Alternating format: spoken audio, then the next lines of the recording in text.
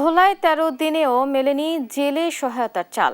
এ নিয়ে বিস্তারিত জানাতে সরাসরি যুক্ত হচ্ছেন সহকর্মী ছোটন সাহা।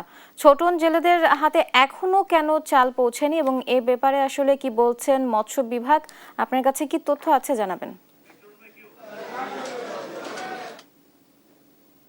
যেমনটি বলছিলেন, আজকে মাছ ধরার নিষেধাজ্ঞার কিন্তু 13তম দিন চলছে, কিন্তু এখনো জেলেদের মাঝে যেই পুনর্বাসনের চাল দেওয়ার কথা ছিল সেটি কিন্তু এখনো সকল জেলের হাতে পৌঁছেনি। যদিও কিছু কিছু জেলের হাতে পৌঁছে, তবে জেলেদের অভিযোগ যে আসলে তারা এই মাছ ধরা বন্ধ থাকার ফলে তারা কিন্তু কর্মহীন হয়ে পড়েছেন এবং তাদের পরিবারে অভাব অনটন এবং অনিশ্চয়তার মুখে তারা পড়েছেন। এমনই অবস্থায় আবার ঈদ চলে এসেছে, তো সব মিলিয়ে বলা যায় তারা অনেকটা সংকটের মধ্যে রয়েছেন।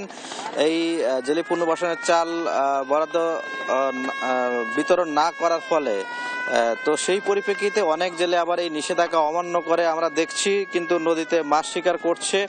তো আমরা আসলে এই বিষয়টি সম্পর্কে জানার জন্য মৎস্য কর্মকর্তার সাথে কথা বলেছি। মৎস্য কর্মকর্তা যেমনটি বলছিলেন, তিনি বলছিলেন যে 90,200 জেলের নামে যে চাল বরাদ্দ হয়েছে সে চাল তারা আশা করছেন ঈদের আগেই জেলেদের মাঝে বিতরণ কার্যক্রম সম্পন্ন করবেন, এমনটি কিন্তু বলছিলেন। যদি আপনাকে যুক্ত করতে চাই, 1 মার্চ থেকে এই মেঘনা এবং তেঁতুলিয়া নদীর 190 কিলোমিটার এলাকায় এই মাছ ধরাটি